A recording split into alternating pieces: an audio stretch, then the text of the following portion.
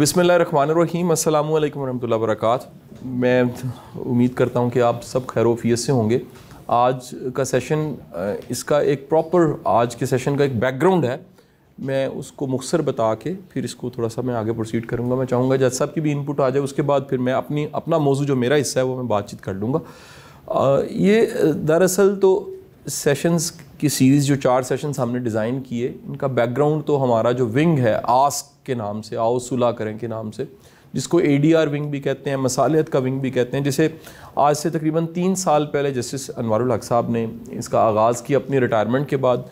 Sir की क्योंकि retirement जब हुई तो सर चीफ जस्टिस थे लाहौर हाई कोर्ट के, और सर का तकरीबन को 40-45 साल का एक्सपीरियंस था वकालत का और जज होने का। और एज़ जस्टिस सर ने तकरीबन 9-9.5 साल सर्व किया और उसमें तकरीबन 50,000 के करीब केसेस आपने डिलीवर किए।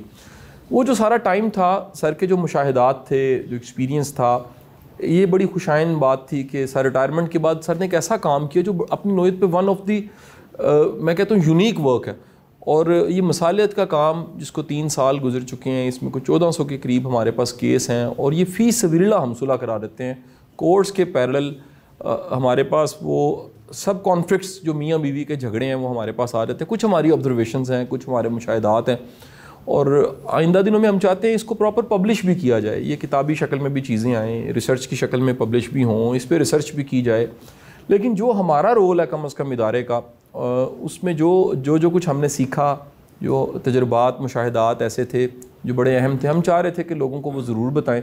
इससे पहले वाला सेशन जिस पे किसी जगह पे तनकीद भी हुई कि 2 मर्द कैसे बताएंगे कि अच्छी बीवी कैसे बनना है, दरअसल तो हम अपने मुशाहिदात बता रहे थे कि अगर ये ना हो तो घर बच सकते हैं। तो वो दोनों अपलोड हो चुके हैं। आज की जो हमारी नशिस्त है इसको थोड़ा सा हमने मुकालमे की शक्ल दी कि हम बातचीत करें, फिर आपसे सवाल जवाब की भी नशिस्त हो जाए, क्योंकि ज़्यादा खामन नहीं है। पिछले सेशंस में फ़ीमेल्स की तादाद थोड़ी सी ज़्यादा थी, इससे मर्द हजरात जो हैं उनकी तादाद कम है। लेकिन आप जानते हैं कि हमारी किसी भी तरह की गुफ्तगू बातचीत जो सोशल मीडिया पे जाती है, लाखों हज़ारों लोगों से फ़ायदा उठा लेते हैं। पूरी दुनिया ADR पे चली गई है। अमेरिका में इस वक्त 95% केसेस ADR पे। यूरोप में कोई मुल्क ऐसा नहीं मिलेगा जिसकी 80% से कम ये रेशो हो, वो ADR पे चलेगी। हम वो लोग हैं कि जिनके पास अभी ADR जो है वो कानून नहीं बना पाए अभी तक। हम सिर्फ इस्लामाबाद के लिए एक छोटा सा कानून हमने ADR का बनाया है, बाकी पंजाब का एक्ट बना रखा है लेकिन उसको इम्प्लीमेंट नहीं किया। तो तब से मैंने ये सोचा कि मैं ये इस तरह का कोई फोरम बनाने की कोशिश करूँगा आफ्टर माई रिटायरमेंट। तो फिर शाह जी मिल गए। इन्होंने कहा जी कैसे करोगे? मैंने कहा जी मैं जाऊँगा कचहरी में, जहाँ जहाँ मैं जा सकूँगा अपनी सहूलत के मुताबिक बुढ़ापे में, और फोल्डिंग चेयर्स रखूँगा 2 और मेज़ रखूँगा और लोगों से गप लगाऊँगा, उन्हें कहूँगा क्या हो आपके फैमिली डिस्प्यूट्स पे बात करते हैं बाहर बैठ के एज ए मीडिएटर। तो शायद लोग मेरा लिहाज करें, मेरी बात सुन लें। केस तो चल ही रहा होगा अदालत में उनका, तो मैं रिज़ॉल्व करा दूँ। तो इन्होंने फिर ये बीड़ा उठा लिया, ये बहुत बड़ी जिम्मेदारी उठा ली कि नहीं, इस तरह नहीं, इसको बाकायदा एक इंस्टीट्यूशनल काम करते हैं और एक पूरा सेटअप इसका बनाते हैं। वो बन गया और अब उसका अल्लाह का शुक्र है कि बेशुमार लोग इसमें आ रहे हैं। और इस वक्त हम ऑनलाइन पाकिस्तान में कोई 65 शहरों में ये इस वक्त हमारे लोग हैं जो अफेक्टेड इस तरह के मामलात के हमारे साथ मुंसलिक हैं। दुनिया के 14 मुल्कों में हम इस वक्त मीडिएशन सर्विस प्रोवाइड कर रहे हैं और ये बिल्कुल फ्री है, कोई इसकी फ़ीस नहीं है। तो बीवियों के मामले, ये जो भी 4 वर्कशॉप्स का सेशन, ये सबका ही आइडिया था, ये इन्हीं का काम है। कमाल कर देते हैं जब इस तरह का कोई आइडिया लेके आते हैं। इन्होंने कहा कि हमें ये जो हम इंडिविजुअल मियाँ बीवी से आप बात कर रहे हैं, क्योंकि मैं तो यहाँ बैठता हूँ तो कपल्स आते हैं। कपल्स कैसे आते हैं कि इंटरनेट पे एक फॉर्म है छोटा सा फाउंडेशन का, वो हम उसको फिल करते हैं, एक पार्टी फिल करती है। इसमें ट्रिक है, एक पार्टी फिल करती है तो लगता है कि आधा काम हो गया, दूसरी पार्टी को मैं बताता हूँ कि आप खामखा नाराज़ होकर बैठे हो, आपकी बीवी ने तो सुलह कर ली, उसने तो मुझे लिख के दिया है कि मैं सुलह करना चाहती हूँ, तो अब आप मुझे बताओ आप क्यों नहीं सुलह करना चाहते। तो वो आ जाते हैं, शायद कुछ मेरे सबका तजर्बे की वजह से लिहाज करते हैं, बैठ के बात करते हैं। तो उसके नतीजे में इंडिविजुअल्स के साथ कई सेशन करने पड़ते हैं, कई घंटे एक कपल के साथ लगते हैं। तो शाह साहब का ये ख्याल था कि हमें लोगों को इकट्ठा करके बहुत से मियाँ को, बीवी को, फिर उनको इकट्ठा बुला के, फिर उनके पेरेंट्स को इकट्ठा बुला के, तो हमें ये बात करनी चाहिए कि इसकी वजह क्या है, हम इन सुलह के अमल को पब्लिक तक कैसे लेके जाएं, कि लोग खुद ही समझें कि हमने अपनी ज़िंदगी को कैसे बेहतर बनाना। तो ये उसकी बैकग्राउंड है। पहला जो सेशन था उस पर वो एतराज़ हुआ बड़ा कि बीवियाँ जो हैं उन्हीं के बारे में सारे कहते हैं कि वो ठीक हो जाएं, खामदों के बारे में नहीं कहते। तो किसी ने पूरा पढ़ा नहीं उसको, हमारे ब्रोशर को, जिसमें चारों वर्कशॉप्स का इकट्ठा ज़िक्र है हमारा यहाँ। तो ख़वातीन चूँकि बहुत ज़्यादा थी उस दिन, तो हमारे लिए मुमकिन नहीं था इस तरह से उनके साथ बैठ के बात करना, तो उसका तो सेमिनार वाली सूरत हाल बन गई। लेकिन आज मेरी ख्वाहिश यही थी कि हम जो भी सूरत हाल हो हम इकट्ठे बैठ के बात करें। दुनिया में सबसे ज़्यादा जो बंदे को अजीज़ है चीज़, वो आपकी औलाद है। इतना सेंसिटिव रिलेशनशिप है कि बंदा अपनी बीवी के साथ झगड़ा कर रहा है और शाउट कर रहा है और उसकी आवाज़ उसके बच्चे और हमसाए सुनते हैं। 100% लोगों से पूछता हूँ तो वो कहते हैं शर्मिंदगी होती है मुझे कि मेरे बच्चे मेरी गालियाँ सुन रहे हैं। बच्चों को, बच्चा बाहर से गाली सुन के आए तो बाप थप्पड़ मारता है अगर वो रिपीट करे कि यार ना ये गंदी बात है, और वो उससे गंदी गालियाँ उसकी माँ को दे रहा है, तो वो कहता है जी शर्मिंदगी होती है। मैं कहता हूँ मोहल्ले के लोग सुनते हैं तब भी होती है, ये बहुत ज़्यादा होती है। इज़्ज़तदार लोग हैं लेकिन बस उस वक़्त नहीं समझ आई। इसका मतलब है सादा लफ्ज़ों में कि उनका ब्रेक फेल हो जाता है। ये जो गुस्से की ब्रेक फेल होने की बात है, इसको अगर मैं एक मिसाल के ज़रिए अर्ज़ करूँ कि आपके पास एक ब्रांड न्यू आपको रोल्स रॉयस गाड़ी दी जाए और उसमें ब्रेक ना हो, और आपके 2-3 बच्चों को सामने खड़ा करके आपसे कहा जाए इसको चलाओ, कोई बाप कोई माँ उसको नहीं ड्राइव करेगी, जो मर्ज़ी कर लें, क्योंकि उसको पता है इसके ब्रेक नहीं। लेकिन दोनों के ब्रेक फेल हैं, सामने बच्चे बैठे हुए हैं और वो पूरी रफ्तार से अपनी गाड़ी को चढ़ा रहे हैं उन बच्चों के ऊपर। मैं कहता हूँ आपको अपने बच्चों से बिल्कुल मोहब्बत नहीं। कैसी मोहब्बत है कि अगर मैं आपके बच्चे को थप्पड़ मारूँ तो आप मुझे कत्ल कर दें आगे से। आपका दिल चाहेगा इसको मारूँ मैं उठ के, इसने मेरे बच्चे को क्यों मारा है। आपका बच्चा किसी की साइकिल के नीचे आ जाए, आप साइकिल वाले को पकड़ के मारना शुरू कर दें। किसी गाड़ी से टकरा जाए आपका बच्चा, आपका दिल चाहता है मैं इसको मारूँ। वो अपने ही बच्चे को खुद मियाँ बीवी बैठ के वो जो उसका कीमा बना रहे हैं अपनी कीमे वाली मशीन, ये कैसे है, इसकी क्या वजह है। देखिए ये आपका सवाल है बुनियादी कि ये ह्यूमनली पॉसिबल बात नहीं है, ये ह्यूमन नेचर के ख़िलाफ़ है बात कि आप उसी गाड़ी में जिसकी ब्रेक नहीं है उसी पर बैठे हुए हैं और उसी के आगे आपके पेरेंट्स बैठे हुए हैं, उसी के आगे आपके बच्चे बैठे हुए हैं और आप उस गाड़ी को उनके ऊपर चढ़ा रहे हैं। तो ये सिर्फ आपको ईगो मैनेजमेंट की ज़रूरत है, आपको अपनी गलतियां मानने की ज़रूरत है। हम सब गलतियां करते हैं। मर्द ये समझता है कि मैं अगर अपनी गलती मान लूँगा तो शायद ये कोई बहुत ही मेरे लिए ख़तरनाक बात हो जाएगी। यहाँ मैं ऐड कर देता हूँ यहाँ इस सवाल के जवाब में कि हमारे पास आने वाले केसेस में इस वक्त 60% ऐसे केस हैं कि जिसमें कहीं ना कहीं कोई ना कोई मेंटल डिसऑर्डर मौजूद है।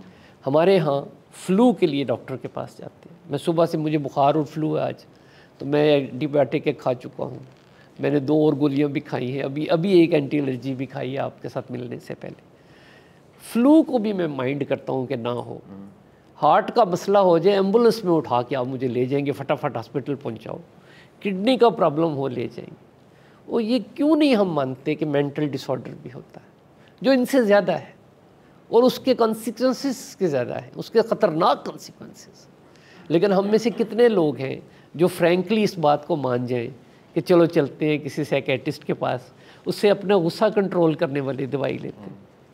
अब आप मेरे पास बैठे हैं तो मैं आपको बताता हूँ कि अक्सर मुझे कहना पड़ता है, ख़ास तौर पे ख़वातीन से, बेटियों से जो आती हैं, बंदों से भी, कि यार आपको गुस्से वाली दवाई लेनी चाहिए। वो कहते जी गुस्से वाली दवाई क्या होती है। मैं कहता हूँ आप अपने डॉक्टर साहब के पास जब कभी जाएँ तो मेरी बात कराएं।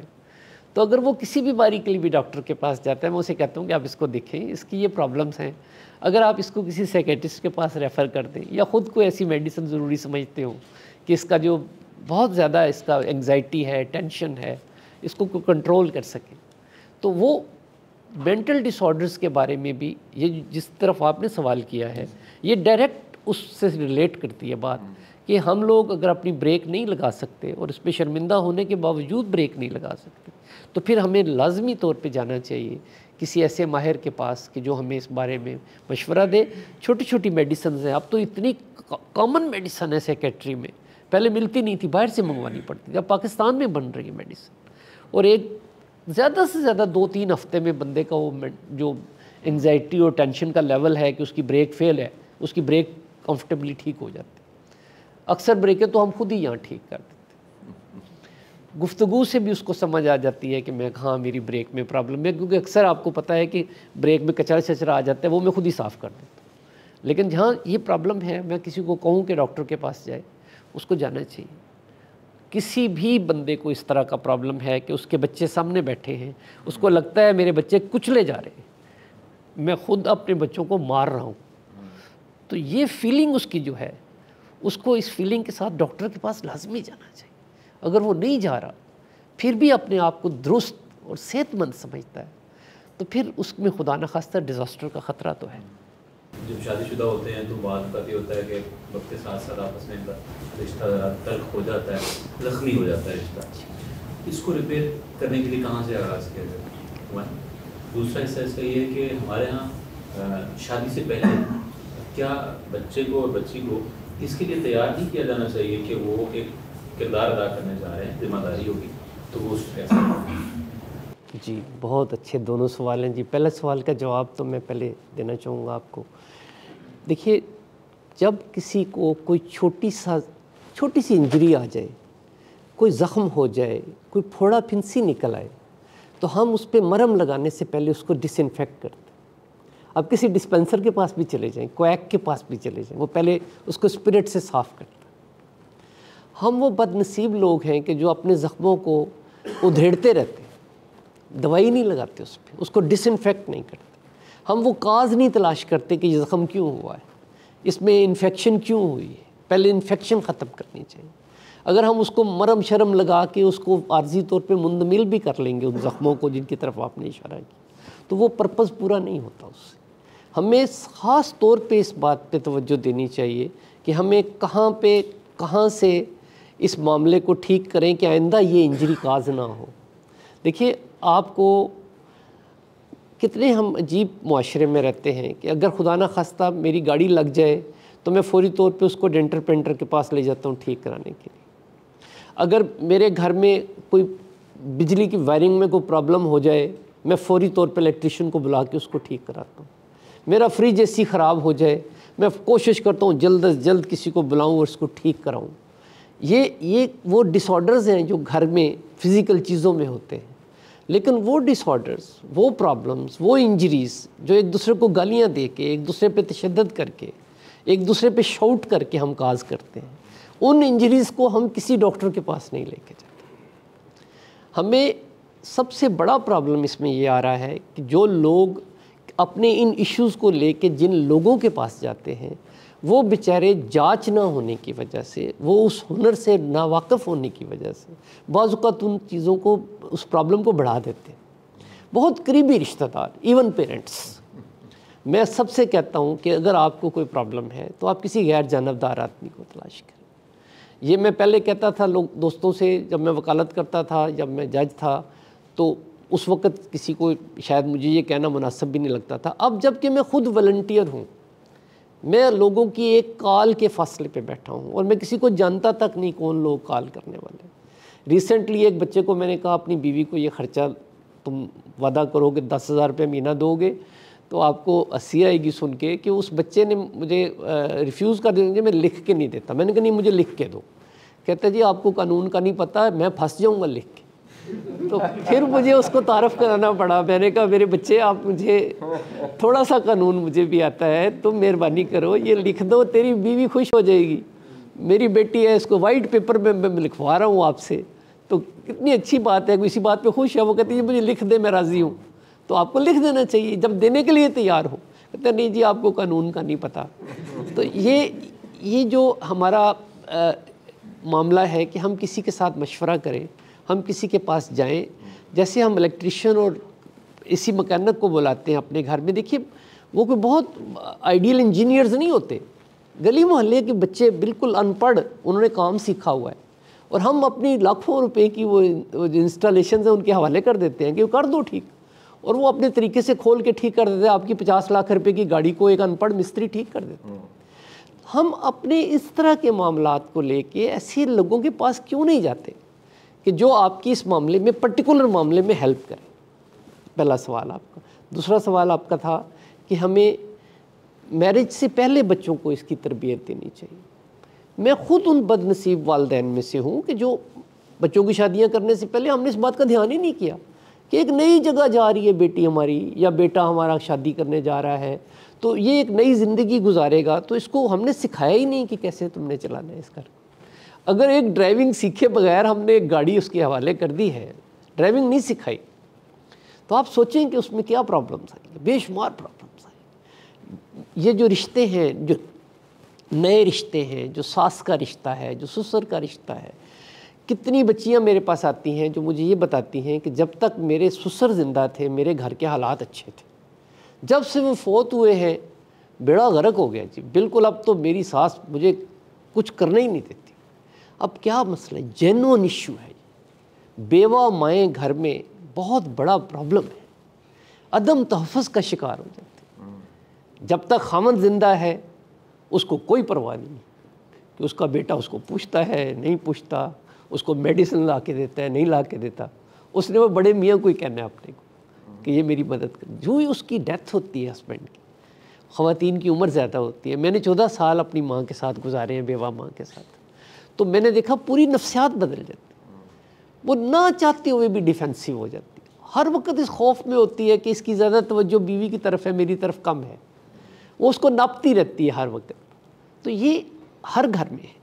जिस घर में कोई बहन जो है वो खुदा न खास्ता बेवा हो के आ गई या डाइवोर्स हो के आ गई, वो इतना अदम तहफ़्फ़ुज़ का शिकार होती है कि वो आके सबसे पहली उसकी एफ़र्ट जो है वो अपने भाई को काबू करने की ख्वाहिश कि कहीं खुदा न खास्ता ऐसा ना हो ये मुझे ना पूछे कल को मैं किधर जाऊँगी, उसकी और कोई जगह है नहीं।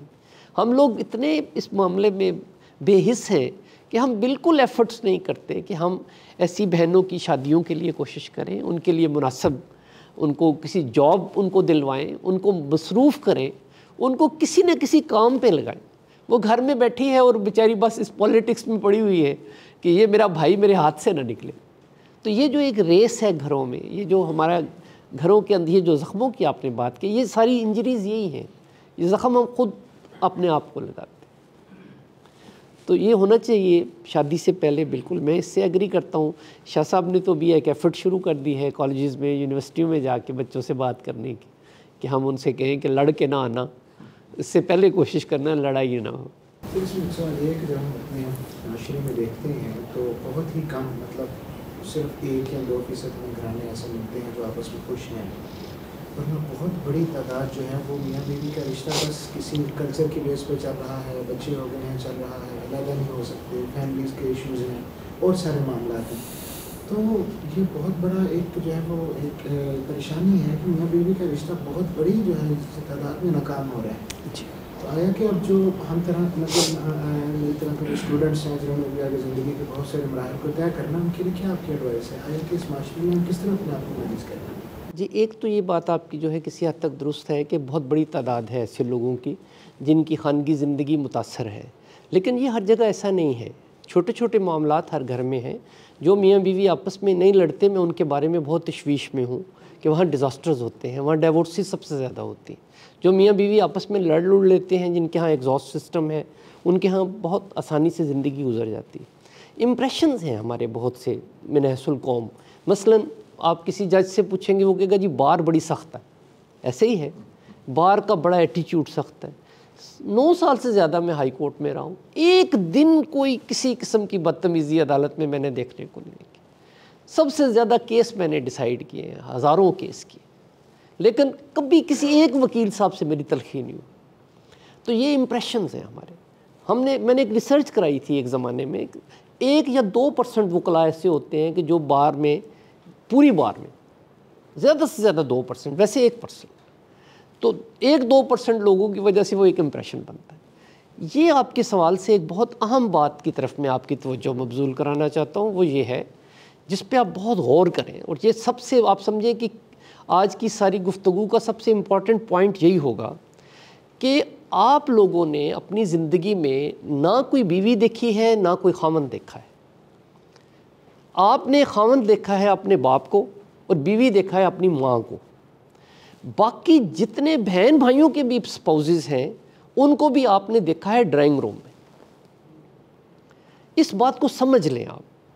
हम लोग सबसे ज़्यादा जिस बात की वजह से प्रॉब्लम का शिकार होते हैं या जहाँ पे ज़्यादा हमें लगता है कि बहुत बड़ा डिसऑर्डर हो गया है, जहाँ बहुत तशवीश होती है, वो यही है कि आप मियाँ बीवी लड़ रहे हैं आपस में, बेताशा घर में झगड़ा हो रहा है, तू तकार हो रही दोनों के दरमियान, बाहर से कोई गेस्ट आ जाता है, जो ही दरवाजे पे नॉक करता है दोनों भाग के बाथरूम में जाएंगे, अपना हुलिया सीधा करेंगे, ड्राइंग रूम में आके बैठ जाएंगे, उसके लिए चाय पेस्ट्री रख देंगे और वो आने वाला बेचारा वो ये समझेगा क्या आइडियल कपल है, जब मैं आता हूँ इस तरह मुस्कुरा के मिलते हैं।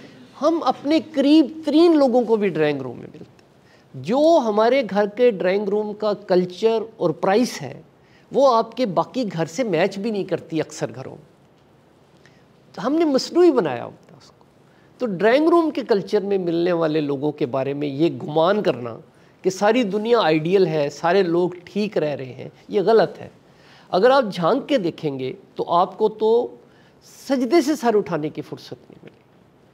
बंदा अल्लाह का करोड़ करोड़ शुक्र अदा करता है कि मेरी बीवी में ये प्रॉब्लम्स नहीं है जो ये बंदा फेस कर रहा है, या किसी औरत का कि मेरा खामद जो है उसमें ये प्रॉब्लम्स नहीं है जो मैं फेस कर रही हूँ। ये बहुत बड़ा प्रॉब्लम है कि हमें एक दूसरे को हम बताते नहीं हैं, ये बहुत ही सीक्रेट रखते हैं।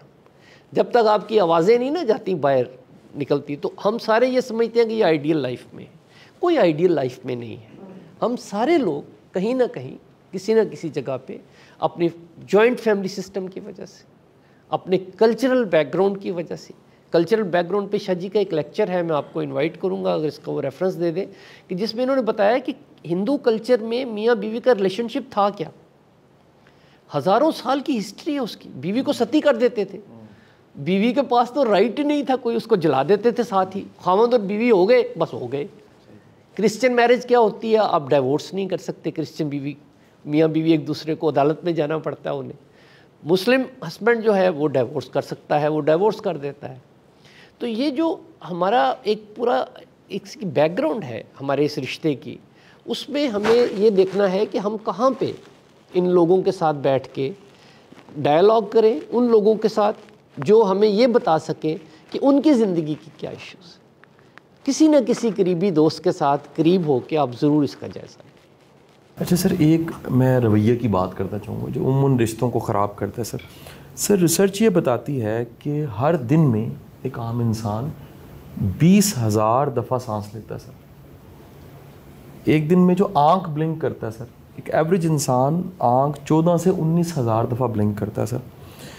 जो निगलना है सर, ये तकरीबन सर कोई 300 से 500 दफ़ा एक बंदा एक दिन में निगलता है इन पट्ठों के ज़रिए। यूरिन बंदा सर 6 से 8 दफ़ा दिन में सर ये भी करता है सर।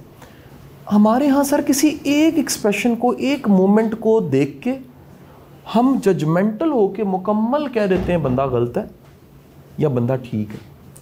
ये जो जजमेंटल हो के फिक्स कर देना कि ये बिल्कुल ख़राब है, ये रिश्तों को कितना ज़्यादा डिस्टर्ब कर देता है। मैं एक छोटी सी कहानी आपको सुनाता हूँ, ज़रा सी कहानी है। एक दूर दराज़ गाँव में एक दरख्त के नीचे शदीद गर्मी में एक स्कूल टीचर खड़े थे गर्मी से बचने के लिए। तो उन्होंने देखा कि उस गांव का एक देहाती बंदा उनके नज़दीक आया, उसने सलाम किया तो उन्हें बड़ा अच्छा लगा। उन्होंने कहा जी गर्मी बड़ी है, मैं आपके लिए पानी ले आऊँ। तो और ख़ुश हुए। उन्होंने उस आदमी के बारे में सोचा कि मैंने इस पर आर्टिकल लिखना है कि इस बंदे ने उधर से उतर के आया पगडंडी से दरख्त के पास और मेरे लिए पानी लेने चला गया। अब उन्होंने माइंड बना लिया, उसका खाका बनाया एक, क्योंकि स्टोरी राइटर थे वो। तो वो बंदा नहीं आया, थोड़ी देर तक नहीं आया, आधा घंटा नहीं आया। उन्होंने कहा शुक्र है मैंने पूरी स्टोरी नहीं सोच ली इसके बारे में, बड़ा गंदा आदमी था, फजूल आदमी था। तो वो आदमी जो अभी थोड़ी देर पहले एक कहानी का हीरो बनने जा रहा था, मास्टर साहब ने उसको टोटली रिजेक्ट किया, उसके बारे में दिल में लानत मलामत की उसे। लेकिन थोड़ी देर बाद उनको ख्याल आया कि वो बंदा एक आ रहा है दूर से जग उठाए हुए, देर से वो आ गया। अब उनको प्यास भी ज़्यादा लग गई थी, तो उन्होंने कहा इतनी देर तुमने कर दी है। उसने कहा नहीं जी, मैंने सोचा आप मेहमान हैं हमारे गांव के, तो मैं आपको सादा पानी तो ना पिलाऊं, तो मैं शिकंजवी बनाने के लिए चला। मैं गांव बाग में गया, नींबू लाया, मैंने आपके लिए शिकंजवी बनाई, वो मैं ले आया हूँ, अब पिए, इंजॉय करें। अब वो फिर खुश हुए, उन्होंने कहा नहीं मेरी गलती थी, मैं जजमेंटल था, मैंने गलत किया, बंदा बहुत अच्छा। अब जो पहला घूंट उन्होंने भरा तो उनको बहुत तकलीफ़ और कोफ्त हुई कि फिक्की शिकंजवी। उन्होंने कहा यार बंदा ही गलत है, मैं खामखा इसके बारे में अच्छी राय रख बना लेता हूँ, ये बंदे का पुत्र ही नहीं है, ये किसी जोगा नहीं है। फिर उन्होंने उसको लानत मलामत करके तो थोड़ा सा पी के पानी तो गिलास वापस करने लगा, तो उसने अपनी जेब में हाथ डाला और एक पुड़ी निकाली। उसने कहा जी मुझे आजकल पता है शहरी लोगों को होती है शुगर वगैरह, तो मैं चीनी अलग ले आया हूँ, कितनी डालूँ इसमें। तो अब तो मास्टर साहब उस पर बिछ गए। उन्होंने कहा यार मैं तो बहुत ही जाहिल आदमी हूँ कि मैंने अभी चंद मिनटों में इस बंदे के बारे में कहाँ से कहाँ ज़मीन आसमान के कलाबे मिला दिए। और फिर उन्होंने उसने चीनी डाल के जब उनको शिकंजबीन पिलाई तो वो बहुत खुश हुए, और फिर उन्होंने जाके ये स्टोरी लिखी। तो ये जो हम जजमेंटल हैं अपनी बीवी के बारे में, ख़ास तौर पे अपने खावंद के बारे में, और इवन अपने बच्चों के बारे में, अपने ससुराल के बारे में, अपने इन-लॉज़ के बारे में, हम अपनी उनकी ज़ाहिरी जो एक हरकत है कोई ज़रा सी, जिस तरह आपने बताया है, उसको सामने रख के तो हम अपना एक राय बना के उसको गलत साबित करते रहते हैं खुद ही अपने अंदर ही। ये भी ईगो का एक प्रॉब्लम है, ये भी बुनियादी तौर पे आपकी ईगो ही है कि आपको जो किसी दूसरे आदमी को आपसे बेहतर नहीं होने देते। मेरे पास जितने कपल्स आते हैं उनमें सबसे बड़ा प्रॉब्लम ये नहीं है कि वो गरीब है, उनमें से किसी का ये प्रॉब्लम नहीं है कि हमारे पास टोयोटा कार क्यों नहीं है, हमारे पास मोटर बाइक क्यों नहीं है। बहुत गरीब लोग आते हैं मेरे पास, बाकायदा रजिस्टर्ड अभी ये केस जो हम कर रहे हैं आजकल हैंडल, वो भिखारी है एक भावलपुर का। तो उसने बताया, मैंने पूछा हमारे तक कैसे पहुंच गई फाउंडेशन तक, उसने कहा जी एक बंदे ने भीख भी दी और फ़ोन नंबर भी दिया मैंने उसे बताया कि मेरी बीवी भागी बच्चों को लेके, तो उसने कहा फटाफट रब्ता कर कासिम अली शाह साहब से। तो ये भिखारी है। तो इस तरह लोग हैं, रिक्शा ड्राइवर हैं, बिल्कुल बेचारे पसमानदा तरीन तबके से लोग आते। किसी को ये प्रॉब्लम नहीं है कि उसके पास ये चीज़ क्यों नहीं है, मोटर बाइक क्यों नहीं है, लेकिन उसका बहुत बड़ा प्रॉब्लम है कि उसके पास क्यों है, दूसरे के पास क्यों। आप अपने दिल को टटोल के देख लें, आपको पता है आपके वसाइल क्या है। आप में से किसी को ये ख्वाहिश भी नहीं पैदा होती कि वो एक मर्सिडीज़ ले ले, क्योंकि आपकी अपनी बजट है एक, आपने उसके मुताबिक अपनी ज़िंदगी को गुजारना है। लेकिन आपको इस बात पे बड़ी तकलीफ़ होती है कि साथ वाले ने मर्सिडीज़ कहाँ से ले ली। तो ये हमारा ये जो दूसरे के बारे में हम सोचते हैं या दूसरे के साथ हम कंपैरिजन करते हैं, ये बड़ी डेंजरस बात है। जो हम बच्चों को जो आते हैं मेरे पास सुलह करने के लिए, उनकी जो हम ईगो मैनेजमेंट की बात करते हैं, जो उनके साथ एक पूरा सेशन होता है पूरा एक गपशप का, तो उसमें उनको यही बात समझाने की कोशिश करते हैं और उसमें बहुत फ़ायदा होता है। जब इस बात की समझ आ जाती है तो फिर लोग बहुत ठीक हो जाते हैं। हमें एक दूसरे को देखना चाहिए कि कौन बंदा हमारे स्पाउस में से किसकी ईगो बहुत बड़ी है, तो उसकी ईगो का इलाज ये नहीं है कि आप उसकी ईगो को ढा दें या उसकी ईगो को मार दें, उसको मैनेज करें। ये मैनेजमेंट है, अपनी भी ईगो की मैनेजमेंट करना पड़ती है, दूसरे की भी करना पड़ती है। और दूसरा ये है कि हम एक बात रूमी कहते हैं कि आप, रूमी ने कहा कि मैं शम्स को कहा, उन्होंने जो उनके उस्ताद थे, उन्होंने कहा कि मैं अब आपकी बातों से इस जोगा हो गया हूँ कि मुझे समझ आ गई कि दुनिया बहुत ख़राब है और अब मैंने सारी दुनिया को ठीक कर देना। तो शम्स हंस पड़े, उन्होंने कहा इसका मतलब तूने मुझसे कुछ नहीं पढ़ा। वाह वाह, क्या मतलब? उन्होंने कहा दुनिया को नहीं ठीक करना होता, खुद को ठीक करना हो। क्या बात। तो आप देख लें किसी लेवल पे आज तक अगर आपके घर में कोई सुलह हुई है, आपका झगड़ा ख़त्म हुआ है, तो आपकी अपनी कुर्बानी से ख़त्म हुआ। आपने अपनी ईगो को कुर्बान किया है, आपने अपनी ईगो को मैनेज किया है।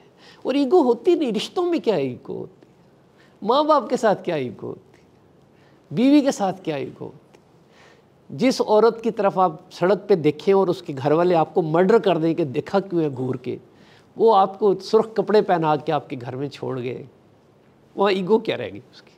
किसी की कोई ईगो नहीं। तो यही समझाने वाली बात है, देखने वाली बात है।